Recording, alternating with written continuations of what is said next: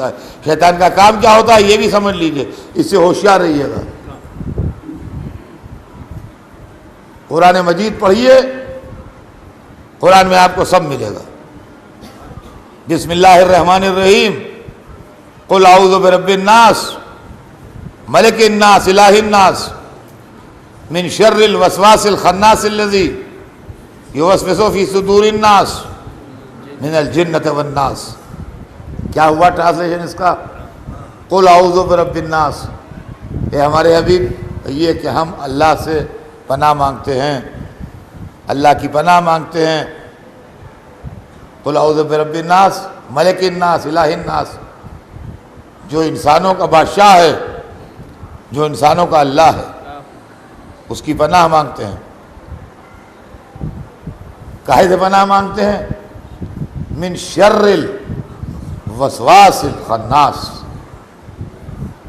شر سے، وسوسے کے، شیطان کے وسوسے سے پناہ مانگتے ہیں۔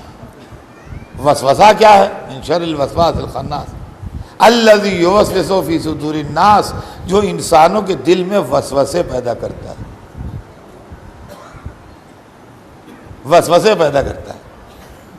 من الجنۃ والناس، یہ شیطان جو ہیں یہ جنوں میں بھی ہوتے ہیں اور انسانوں میں بھی ہوتے ہیں۔ خالی جنوں میں نہیں ہوتے شیطان، یہ نہ سمجھیے آپ، انسانوں میں بھی شیطان ہوتا ہے۔ جو شیطانی کرے وہ شیطان ہے۔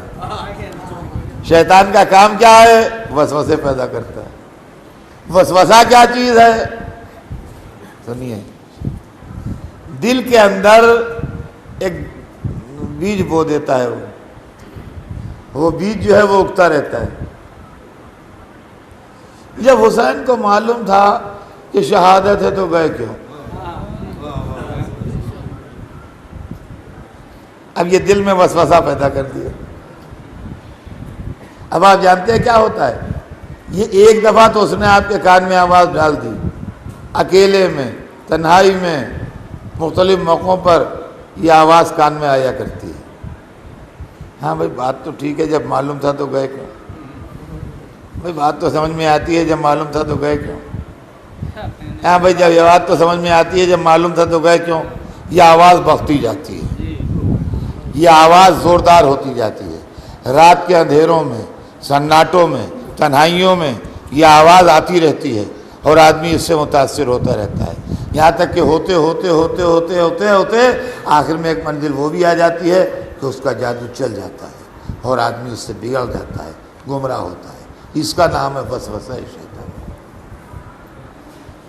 سمجھے آپ؟ اس کا نام ہے وسوسہ شیطان۔ اور اسی کے لیے علاج جو ہے وہ مجلسیں ہیں۔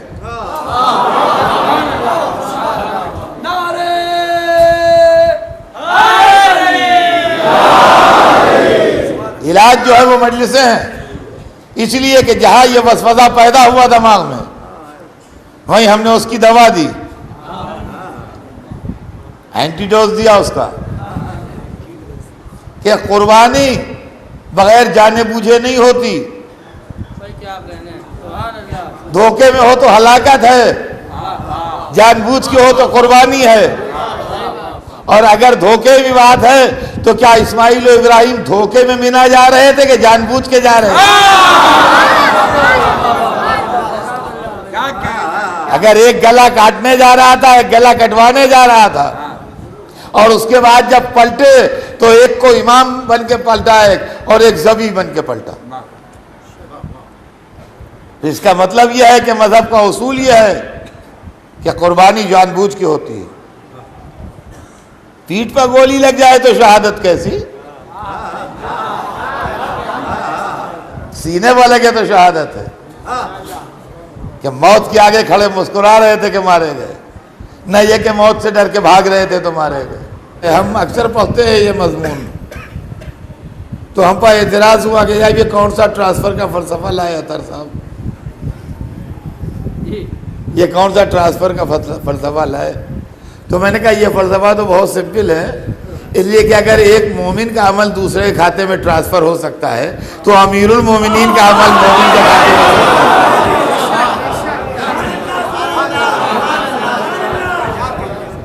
عزیزان گرامی، ہم نے بخشش کے لیے کہا نہیں ہے، یہ سن لیجیے، ہماری ڈیمانڈ نہیں ہے بخشش۔ محبت کا تقاضا تجارت نہیں ہے، محبت کا مزاج سیکریفائس ہے، بزنس نہیں ہے۔ کمپنسیشن بزنس کا مزاج ہے۔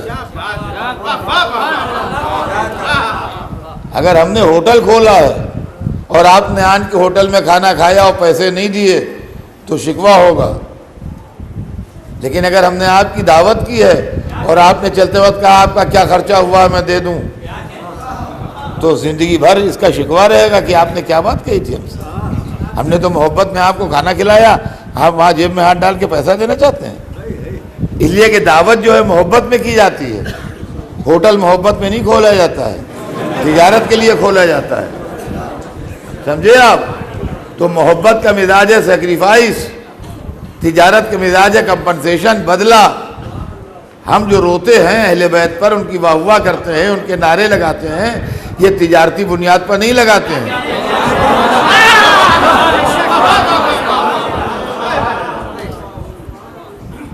کہ یا علی ہم نے اتنے نعرے لگائے ہیں ہمیں بخشوائیے، یا مولا حسین ہم آپ پر روئیں ہمیں بخشوائیے، نہیں، یہ سب کچھ نہیں۔ ہم بخشے جائیں نہ بخشے جائیں وہ ہمارے اعمال ہیں، ہمارا فعل ہے، سمجھے آپ؟ رہ گیا جو ان سے محبت ہے، وہ محبت ہم سے نعرے بھی لگواتی ہے، وہ ہمیں رلاتی بھی ہے، وہ ہم سے سینہ زنی بھی کرواتی ہے، وہ سارے کام کرواتی ہے محبت، سمجھے آپ؟ محبت ہے، محبت جو ہے اس کا نتیجہ یہ سب سامنے آتا ہے، بدلہ اور کمپنسیشن نہیں۔ اب رہ گیا یہ کہ انہوں نے وعدہ کیا ہے، ہم نے نہیں ڈیمانڈ کی ہے، ہمارا مطالبہ نہیں ہے کہ ہم سبیلیں رکھیں گے میں کوثر کا جام پلائیے گا، یہ ایسا کچھ بھی نہیں۔ کوثر ملے نہ ملے وہ ایک الگ مسئلہ ہے، باقی یہ کہ دنیا میں سبیل رکھتے ہیں، غم حسین نہیں۔ حسین پیاسے شہید ہوئے اس لیے سبیل رکھتے ہیں، ماتم کرتے ہیں تو غم میں کرتے ہیں، اس کے لیے ہم کوئی وہ نہیں ہے کہ ہمیں یہ چاہیے۔ ہاں البتہ یہ ضرور ہے کہ انہوں نے وعدہ فرمایا ہے، حسین کی دکھیا ماں نے کہا ہے میں بخشواؤں گا۔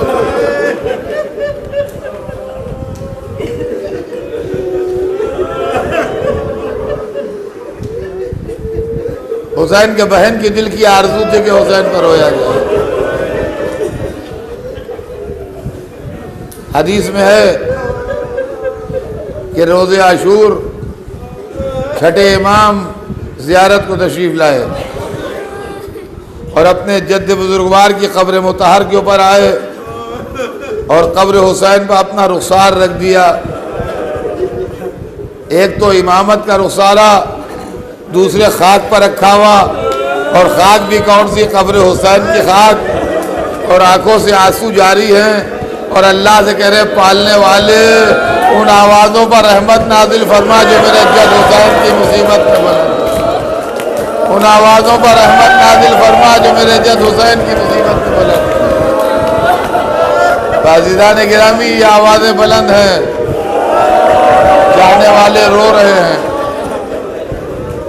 عبداللہ ابن جعفر کو امام نے حکماً منع کر دیا تھا، مکے سے جب امام چلے تو عبداللہ ایک منزل تک بیماری کے باوجود ساتھ آئے۔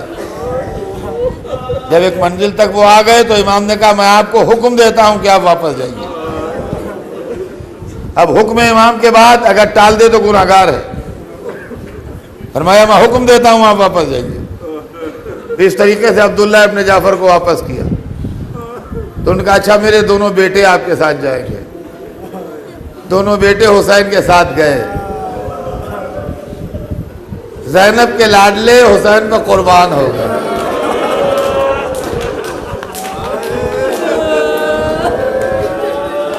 خدا رحمت نازل کرے میر انیس پر، کیا کیا مرثیوں میں کہہ گئے۔ ایک بیت سنا دوں آپ کو اور مجلس تمام کر دوں کہ شہزادی زینب بچوں کو سمجھا رہی ہیں شب عاشور کہ کیسے لڑنا. یہ میر انیسی کا کام ہے، ہر ایک کے بس کی بات نہیں ہے. شہزادی زینب سمجھا رہی ہیں بچوں کو شب عاشور کہ کیسے لڑنا. اس کے اندر بیت کہی ہے میر صاحب نے کہ تم کیوں کہو کہ لال خدا کے ولی کے ہو، تم کیوں کہو کہ لال خدا کے ولی کے ہو، فوجیں پکارے خود کے نواسے علی کے ہو.